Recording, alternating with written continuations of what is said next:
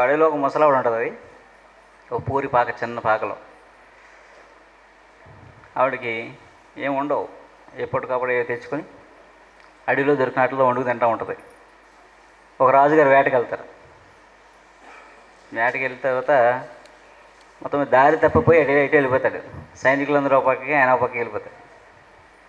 అలా లేట్ అయిపోతుంది. ఇంకేమో ఆకలి వేస్తుంది.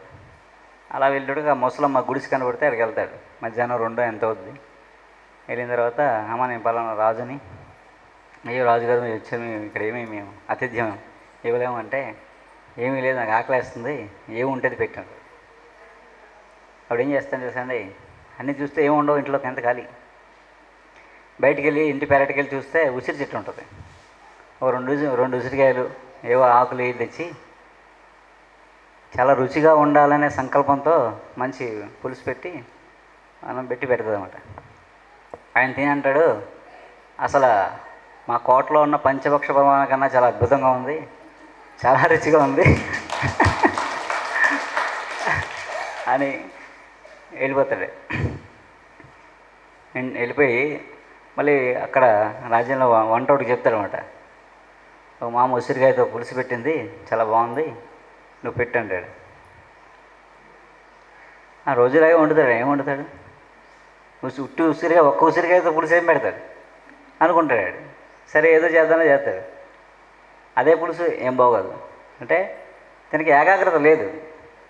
ఇది రుచి ఎలా వస్తుంది అనుకున్నాడు. ఆవిడేమో రుచిగా ఉండాలి అనే సంకల్పంతో వండింది. థాట్ అంతే, చక్కగా అద్భుతంగా. అలా వంట అన్నీ ఉండక్కర్లేదండి, ఏ ఉంటే ఇదంతా ఉండేచ్చు. అన్నీ ఉండాల్సిన రూల్ ఏం లేదు. ఏ ఉంటే అది చక్కగా ఉప్పు కారం ఉంటే చాలు, అద్భుతంగా వంట చేసేచ్చు. అంటే మన వాళ్ళు అలా వండారు. అన్నీ పెట్టుకోలేదు, ఏముంటే దాంతో ఆ పూట చక్కగా వండేసేవారు. ఏ కాయగూర ఉన్నా ఏమున్నా, ఏం లేకపోతే ఏదో ఆకు కోసి కూర వండేసేవారు. అలా ఎన్నో రకాల కూరలు, అన్నీ చాలా అద్భుతంగా. ఏంటంటే మనసు పెట్టి ఉండేవారు. ఇప్పుడు మనం వండుతున్నాం అంటే నాకు తెలిసి చాలామంది ఒక పక్కన టీవీ సీరియల్ నడుస్తూ ఉంటుంది, ఇక పోపేస్తారు, అమ్మ ఏమైపోయింది అనుకుంటే రెడీ చేస్తుంటారు. ఆ వంటకి రుచి రాదు, బజ్జి రాదు. వంట మీద కాన్సన్ట్రేషన్ బాగా చేస్తే అసలు ఏం చేసినా అమృతం అయిపోద్దండి. అందుకే నేను మామూలుగా వంట చేసేటప్పుడు ఎవరిని రాను దగ్గరికి. ఇంకో పని చేయను, వంట చేస్తున్నప్పుడు ఎవరు వచ్చి మందు అడిగారు అనుకోండి, ఆ మందు పని చేయదు. ఇస్తాను ఏదో, కానీ వంట మూడ్లో ఉండి ఇస్తాను, పని చేయదు. అదేంటంటే, సో నేను మీకు ఎలా చేసామో తెలియాలి కదా, ఏమి వేశారు, ఎలా చేశారు, అంత రుచిగా ఎలా వచ్చాయి. టీ ఎంతమంది చెప్పాము మేము ఆల్రెడీ, మీ యూట్యూబ్లో ఉంటుంది, మళ్ళీ చెప్తాను, రఫ్గా చేసుకోండి. తంగేడు పువ్వు ఇక్కడ ఉంటుంది, బయట ఉంది. తంగేడు పువ్వు మన అసలు టీ తంగేడు పువ్వేమో టీ పొడి, గింజలేమో కాఫీ పొడి. అందులో కెఫీన్ ఉండదు, కాఫీలాగే ఉంటుంది. ఆ తంగేడు పువ్వుతో టీ చేసుకున్నాం. తంగేడు పువ్వు, మద్ది చెక్క, సుగంధిపాల, తులసి, సొంటి. అవండి మీరు నేను చెప్పేస్తాను, నాలుగు అనకండి, యూట్యూబ్లో క్లియర్గా చెప్పాం. తర్వాత మీకు ఇవన్నీ మేము ప్రిపేర్ చేస్తున్నట్టు షూట్ చేసి ఒక వీడియో మీకు దీంట్లో వస్తాయి. బిఎంసీ ఛానల్లో అన్ని వంటలు వస్తాయి, అన్ని టీవీలో వస్తాయి. ఎలా చేస్తాం ప్రాక్టికల్ చేసి చూపిస్తాం, మీరు అలా వండుకోవచ్చు. తర్వాత పుస్తకం కూడా వస్తుంది, అనుకోవచ్చు. యాక్చువల్గా పుస్తకాలు రాసే ఉద్దేశం నాకు లేదు, కానీ అందరూ చాలామంది అడుగుతున్నారని సరే రాద్దామనే ఉద్దేశంతో రాయాలనుకుంటున్నాం. తర్వాత అది కూడా చేస్తాం. టీ పొడిలో ఉన్న ఏం లేవు, సుగంధిపాల, తెల్లమద్ది, మిరియాలు, తులసి, సొంటి, యాలకులు, అవి పొడి. ఇదిగో ఇక్కడ ఉంది పొడి. ఈ పౌడర్ మొత్తం అన్ని కలిపిన పౌడర్ ఇది. దీంతో నీళ్లు మరగబెట్టి ఈ పొడి వేసేస్తే, అంటే ఒక కప్పు ఒక కప్పు నీళ్ళకి అంటే ఒక లీటర్ నీళ్ళకి ఇది 20 గ్రాములు, 20 గ్రామ్స్. ఒక లీటర్కి 20 గ్రాములే వేసి మరగబెట్టేసి ఆ మరుగుతుండగా బెల్లం వేయాలి. బెల్లం వేసి మరిగిపోయిన తర్వాత కొంచెం టేస్ట్ బాగుండేది వేసుకుని వడపోసి, అప్పుడు బయట వడపోసిన తర్వాత అప్పుడు కొంచెం నిమ్మరసం, సరిపడి నిమ్మరసం, అంతే. టీ. పాయసం మామూలుగా జనరల్గా పాయసం ఏంటంటే సింపుల్. మేము ఒక నూక తయారు చేసాం. నూక మామూలుగా ఏంటంటే మిల్లెట్స్ అని తింటున్నాం కదా అందరం మనం. అంటే ఇప్పుడు అంతా మిల్లెట్సే తినాలి, రైస్ తినకూడదు అనేది ఒక కాన్సెప్ట్ వచ్చింది పాపం బయటికి. సో అవన్నీ పక్కన పెడితే మనం పూర్వం రైసే తిన్నాం. మన తాత, అమ్మ, నానమ్మ వీళ్ళందరూ రైస్ తిన్న వాళ్ళే. వాళ్ళందరికీ జబ్బులు రాలేదు. ఎందుకు రాలేదు? రైస్ ఎలా తిన్నాలో అలా తిన్నాం, దంచుకుని. లేదా మిల్ అయినా సరే సెమీ పాలిష్ లేకుండా తిన్నాం. కాబట్టి అప్పుడు రైస్ వల్ల మనకి ఎలాంటి ప్రాబ్లమ్స్ లేవు. అలాగే మిగతా సీజన్లో కొర్రలు, జొన్నలు ఏం దొరికితే ఆ సీజన్లో అవి తిన్నాం. మనం రైస్ కూడా మనకి మనలో ఏంటంటే రైస్ కూడా తేడా చేస్తాయని రైస్కి ఒక ఫార్ములా ఉండేది. పులగం అంటే రైస్కి కొంచెం పెసరపప్పు కలిపి ఉండేవారు. పులగం కనీసం పండగల్లో పెట్టేవారు. కనీసం సంవత్సరానికి ఒకసారి తింటామని. రైస్ తింటే వేడి చేసేస్తాయి. అందుకని పెసరపప్పు కలిపితే న్యూట్రల్ ఉంటుంది, చల్లవ చేస్తుంది. అందుకని ఏ రైస్ ఏ మిల్లెట్ వండుకున్నా కొంచెం పెసరపప్పు కలిపి వండారనుకోండి 10%, అవి వేడి చేయవు. అలా ఏంటంటే మనం ఏం తిన్నాం, మన ఆంధ్ర వాళ్ళం వరి, కొర్రలు, జొన్నలు, సామలు, పెసలు తిన్నాం కదా. దానికి పెసలు కలిపాము మేము. వరి 50% ఇందులో, వరి బియ్యం, దంపుడు బియ్యం 50%, మిగతావన్నీ 50% అంటే 40%, 10% పెసరు నూక. ఇవన్నీ కలిపేసి ఇలా ఉంటే పురుగు పట్టేస్తుంది కదా. అందుకని పసుపు, శొంఠి, మిరియాలు, నెయ్యి కలిపేసి ఈ బియ్యాన్ని పట్టించి ఎండబెట్టేసాం. ఇంకెప్పటికీ పురుగు పట్టదు ఇది. ఈ కడగక్కర్లే. మీరు చూసారా రైస్ అంతా ఎల్లోగానే ఉందా? ఏ రైస్ అయినా పాయసం ఎల్లో వచ్చింది, అన్నీ ఎల్లో వచ్చాయి. ఇదే ఎల్లో వస్తాం, ఎల్లో కలర్ వస్తుంది. పసుపు యాంటీబయాటిక్ కదా, అలా ఉంట. ఈ నూకతో పాయసం చేసుకోవచ్చు, జావ చేసుకోవచ్చు, అన్నం వండుకోవచ్చు, బిర్యానీ చేసుకోవచ్చు, ఉప్మా చేసుకోవచ్చు, ఏవైనా సరే ఏం కావాలంటే చేసుకోవచ్చు. ఉప్పిండి చేసుకోవచ్చు. అదేందా ఏదైనా మల్టీపర్పస్. ఇంకది మేము ఈ నూకని దాదాపుగా 7 ఏళ్ళగా వాడుతున్నాం. మా ఆశ్రమంలో 7 సంవత్సరాల నుంచి ఇదే ఫార్ములా. మా దగ్గర తిన్నవాళ్ళు, మా దగ్గర భోజనం, మా ఆశ్రమంకి వస్తే ఇదే ఉంటుంది. ఎప్పుడు వచ్చినా మీరు అర్ధరాత్రి వచ్చినా సరే దీంతోనే భోజనం పెడతారు మా వాళ్ళు. 4 రోజులు భోజనం చేసిన వాళ్ళు షుగర్ లెవెల్స్ తగ్గిపోయిన వాళ్ళు ఉన్నారు. 4 రోజులు వరుసగా మా దగ్గర భోజనం చేసి షుగర్ తగ్గిపోయింది అని వాళ్ళు ఉన్నారు. చాలామంది ఇళ్లలో వాడుతున్నారు. కొన్ని ఫ్యామిలీస్ని సెలెక్ట్ చేసి పెట్టామన్నమాట. బాగా ఒబేసిటీ ఉన్నవాళ్ళు, డయాబెటిక్ ఉన్నవాళ్ళు ఫ్యామిలీస్ ఉంటాయి కదా. ఒక 100 ఫ్యామిలీస్ సెలెక్ట్ చేసి వాళ్ళకి ఇచ్చాం. వాళ్ళని ఒక 6 నెలల పాటు తినిపించాం. 6 నెలల పాటు తింటే అన్ని మార్పులు వచ్చాయి. అన్నీ చక్కగా మొత్తం వాళ్ళ హెల్త్లో చాలా మార్పులు వచ్చాయి. అది బ్లడ్ రిపోర్ట్స్ అప్పటికి తర్వాతకి చాలా మంచి మార్పులు వచ్చాయి. డయాబెటిక్లోనే ఇట్లో చాలా కొంతమంది వెయిట్ తగ్గారు. ఇలా ఏంటంటే పెసరపప్పు లేకుండా ఏ మిల్లెట్స్ తిన్నా కొంతకాలానికి ఏమవుతుందంటే, ఇప్పుడు మోషన్ అవుతుంది అనుకుంటాం, కొంతకాలానికి మోషన్ అవ్వదు అనమాట. వేడి చేస్తాయి. చూద్దాం ఒక 2-3 ఏళ్ళ తర్వాత మీరు ఇదే మిల్లెట్స్ తిన్న వాళ్ళని ఒకసారి అబ్జర్వ్ చేయండి, ఏం చెప్తారు తర్వాత. ఎందుకంటే మన దగ్గర ఏమున్నాయో అవి తినాలి మనం. అంటే సైంటిఫిక్గా చాలా ఉండొచ్చు, సైంటిఫిక్కి ప్రాక్టికల్కి చాలా తేడా ఉంటుంది. ఇప్పుడు అలా ఈ నూకతో ఉండదు. జావ చేసాం మేము పొద్దున్న. జావ ఎలా చేసామంటే ఒక గ్లాసు రైస్ అయితే 6 గ్లాసుల నీళ్ళు జావ చేయడానికి. అదేంటండి, అన్నం వండుకోవాలంటే ఒక గ్లాసు నూకైతే 4 గ్లాసుల నీళ్ళు. మామూలుగా రైస్కి ఎన్ని వేస్తాం మనం? ఒక గ్లాసుకి 2 గ్లాసులు వేస్తాం. మీకు ఇది మామూలుగా కేజీ బియ్యం మనం 10 మందికో ఎంత లెక్క ఉంటుంది కదండి, 12 మందికో 15 మందికో లెక్క ఉంటుంది మామూలుగా కదా. కానీ ఇది 3 వంతులు వస్తుంది. 10 మందికి కేజీ వస్తున్నారు బియ్యం కేజీ 10 మందికి వస్తుంది అనుకోండి, ఇది 15 మందికి వస్తుంది. 15 మందికి సరిపోద్ది అనమాట. క్వాంటిటీ బాగా కలిసి వస్తుంది రైస్. అదే దీంతో జావ ఏం చేసినా తెలుసండి, దీన్ని 6 గ్లాసులు వేసి ఉడికించాం. ఉడకబెట్టేసి బాగా పేస్ట్లు అయిపోయాక దాంట్లో పెరుగు, నిమ్మరసం, కొత్తిమీర, కరివేపాకు, అల్లం, మిరపకాయలు కలిపి మిక్సీ కొట్టి ఆ రసం వేసాం అందులో. అది మంచి ఆకలి వేస్తుంది మీకు. ఈ నూక మీకు 2 గ్లాసులు జావ తాగితే సాయంత్రం దాకా ఆకలేదు. ఒక 2 గ్లాసులు తాగేస్తే సాయంత్రం వరకు ఆకలి అయితే నీరసం ఉండదు. అంత బాగుందన్నమాట ఇది. జావేమో అలా చేసాం. ఇక మీరు ఇందాక భోజనం చేశారు కదా, భోజనం చేసాం. 1కి 4 రెట్లు నీళ్ళు వేసి కొంచెం ఉప్పు వేసి ఉడకబెట్టేసాం. రైస్ తయారైపోయింది. ఆ తయారైపోయిన రైస్కి సగం అన్నం తీసి పెరుగు, మిరపకాయ ముక్కలు, కరివేపాకు, నిమ్మకాయ, ఉప్పు వేసి దద్దోజనం చేసాం.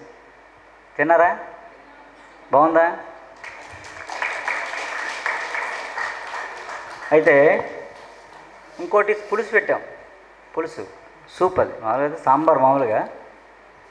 మామూలుగా మనం సాంబార్ పెట్టాలంటే ఏం చేస్తామండి, కందిపప్పు ఉడకబెట్టుకుని, ఏదో పప్పు, కందిపప్పు, పెసరపప్పు, శనగపప్పు ఉడకబెట్టుకుని దాన్ని పేస్ట్ చేసి ఈ ముక్కలు అవన్నీ తాలింపు పెట్టుకుని చింతపండు నీళ్ళు వేసి మరుగుతుంటే పప్పు వేస్తాం. అంతేనా? రుబ్బిన పప్పు వేస్తే చారు మనకు సాంబార్ తయారవుతుంది కదా. అలా లేకుండా మేము ఒక టెక్నిక్, రెడీమేడ్ అన్నమాట. ఇది చాలా నేచురల్. రెడీమేడ్ అంటే మళ్ళీ దీంట్లో ఏమీ కలపలేదు. ఇందులో ఈ పొడిలో కందులు, పెసలు, శనగలు, ఉలవలు, బొబ్బర్లు ఇలా ఇవన్నిటినీ దోరగా వేయించి పౌడర్ చేస్తాం. ఇందులో కొద్దిగా మిరియాలు, ధనియాలు, సోపు, జీలకర్ర అవి కూడా వేసి ఆడించామన్నమాట మెత్తగా పొడి. ఈ పొడి మీకే చాలా సింపుల్గా పెట్టేసు సాంబారు. ఏ పులుసైనా మీరు ఏ పులుసు పెట్టాలన్నా పులుసు పెట్టి మరుగుతుండగా ఇది ఒక అరగ్లాస్ పొడి, ఒక గ్లాస్ నీళ్ళు వేసేలా కలిపేసి అందరూ పోసేస్తే మొత్తం అంతా చక్కగా పులుసులు అయిపోదాం. పిండి పప్పు ఉడకబెట్టడం, రుబ్బడం ఈ పనులు ఏమి ఉండవు. రెండు చాలా హెల్దీ. ఎందుకంటే ఇందులో ఉలవలు ఉంటాయి. మనం పూర్వం ఉలవకట్టు తాగేవాళ్ళం కదండి, ఉలవచారు. కనీసం నెలకు ఒకసారి తాగేవాళ్ళం. ఉలవకట్టు, ఉలవచారు తాగిన నాళ్ళు ఎవరికైనా కిడ్నీ స్టోన్స్ ఉన్నాయా ఏంటి? ఒక 20 ఏళ్ళ క్రితం ఎవరికైనా కిడ్నీ స్టోన్స్ ఉన్నాయేటి? 1,00,000 మందిలో ఒకరు కూడా ఉండి కాదు. అవునండి? ఒక 20 ఏళ్ళ క్రితం ఎవరికీ కిడ్నీ స్టోన్స్ ఉండి కాదు. ఎందుకుండి కదంటే సంవత్సరానికి ఒకసారైనా ఉలవచారు తాగేవారు. ఉలవలు ఎంత పవర్ఫుల్ అంటే ఉలవ నీళ్ళు కానీ, ఉలవ కట్టు కానీ, ఉలవ చారు కానీ, ఉలవలు. మేము ఆయుర్వేదంలో వజ్రభస్మం చేస్తాం. వజ్రాన్ని భస్మం చేయాలి. దానికి ముందు శుద్ధులు ఉంటాయి. భస్మం చేయాలంటే ఏం చేస్తాం తెలుసండి? వజ్రాన్ని ఎర్రకు కాల్చి ఉలవ నీళ్ళలో వేస్తాం, ఉలవ కషాయంలో. మళ్ళీ తీసి మళ్ళీ కాలుస్తాం, మళ్ళీ వేస్తాం. 7 సార్లు 6 సార్లు వేసి 7వసారి కాల్చి వేయగానే పొడైపోద్ది, వజ్రం పొడైపోద్ది.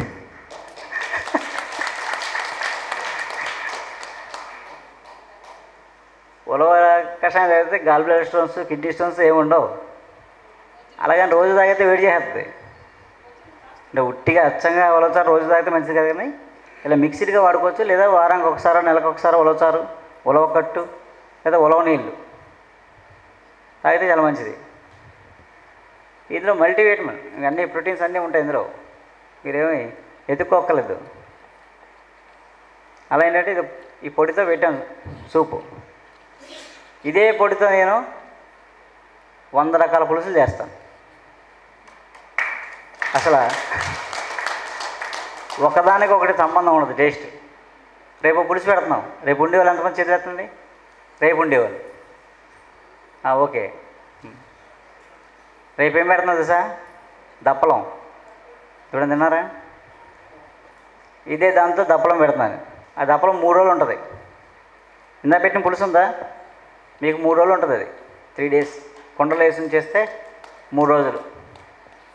రోజు పొద్దున్నే వేడి చేయాలి. అలా 3 రోజులు మీకు ఉండి కొలిది టేస్ట్ ఇంకా మారిపోతుంటుంది. నల్లేరు వడియాలు. నల్లేరు తెలుసా?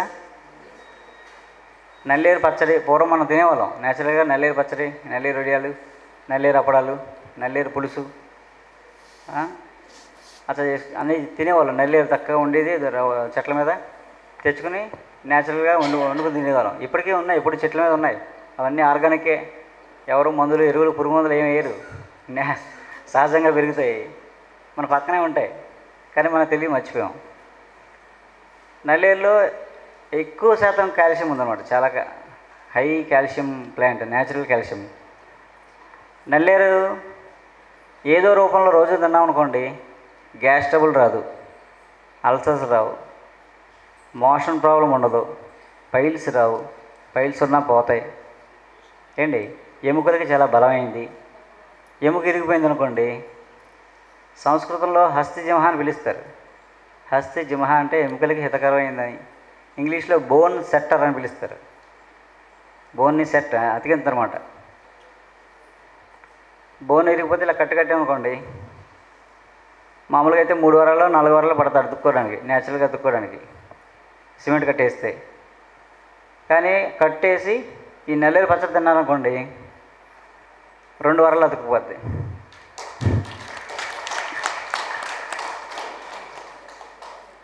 అలా ఆస్టియోపోరోసిస్, కొంతమందికి ఎముకల నొప్పులు ఉంటాయి. అంటే బోన్ కాల్షియం డెఫిషియన్సీ ఉండేళ్ళకి ఎముకలు పెలుసుగా అయిపోతాయి, ఇరిగిపోతుంటాయి ఉట్టినే. వాళ్ళు ఈ పచ్చడి తింటే చాలు, ఎక్కడ ఎన్ని మందులు వాడినా తగ్గదు. ఊరికే పచ్చడి తింటే కొన్నాళ్ళు ఆ ప్రాబ్లం తగ్గిపోద్ది. ఇది ఉట్టి నల్లేరు వడియాలండి. ఇది నల్లేరు టమాటో వడియాలు, చాలా టేస్టీగా ఉంటాయి. రోజుకో వడియం తింటే మీరు కాల్షియం టాబ్లెట్ వేసుకోగలరు. చాలామంది కాల్షియం టాబ్లెట్ రోజు వేసుకుంటుంటారు సార్, డాక్టర్లు కూడా బాగా రాస్తుంటారు. కొంతమందికి బాగా ఏజ్డ్ పీపుల్కి. నల్లేరులో రకాలు అంతేనా? నడు పలకల నల్లేరు మాత్రమే వాడచ్చు, రౌండ్ కాదు. 4 పలకల నల్లేరు, 4 పలకలు ఉంటుంది, 4 కోణాలు ఉంటాయి, 4 కోణాలు, అదే వాడాలి. 3 పలకలు, రౌండ్ ఇవన్నీ మధ్యలో వచ్చినాయి పక్కన పెట్టిన, అవన్నీ మనం వాటిలో దాని మీద ఎవరు వర్క్ చేయలేదు. కానీ మంచిదని చెప్తాం, కానీ ప్రాక్టికల్గా తిన్నవాళ్ళు ఉన్నవాళ్ళు ఎవరు లేరు. ఈ 4 పలకల నల్లేరు మాత్రం నిజంగా తిన్నవాళ్ళు బాగున్నారు. మన పూర్వీకులు తిన్నది ఇదే. అందుకని ఆ 4 పలకల నల్లేరు మాత్రమే మనకి ఆరోగ్యానికి పనికొచ్చేది. నల్లేరు చెట్ల మీద ఉంటుంది, బాగా వేలబడతా ఉంటుంది. అది చివర కణుపులు ఉంటాయి కదా, కొస నుంచి 3 కణుపుల దాకానే తిన్నన పనిచేస్తుంది. అంత మించి తీసామనుకోండి దురద వచ్చేస్తుంది, అది మండిపోద్ది, దురద వచ్చేస్తుంది, తినకూడదు. లేతగా ఉన్నాయి 3 కణుపుల వరకే పనిచేస్తుంది. కొస నుంచి 3 కణుపుల వరకే, ఇలా కణుపులా ఉంటుంది, 3 కణుపుల వరకు పనిచేస్తుంది. అంత మించి కోస్తే దురద వచ్చేస్తుంది. అంత మించింది ఎలా పనిచేస్తుంటే, అలా బాగా ముదిరిపోయింది ఎండబెట్టి కాల్చామనుకోండి బూడిద అయిపోద్ది కదా, ఆ బూడిది వేసుకుంటే ఆయాసం తగ్గిపోద్ది.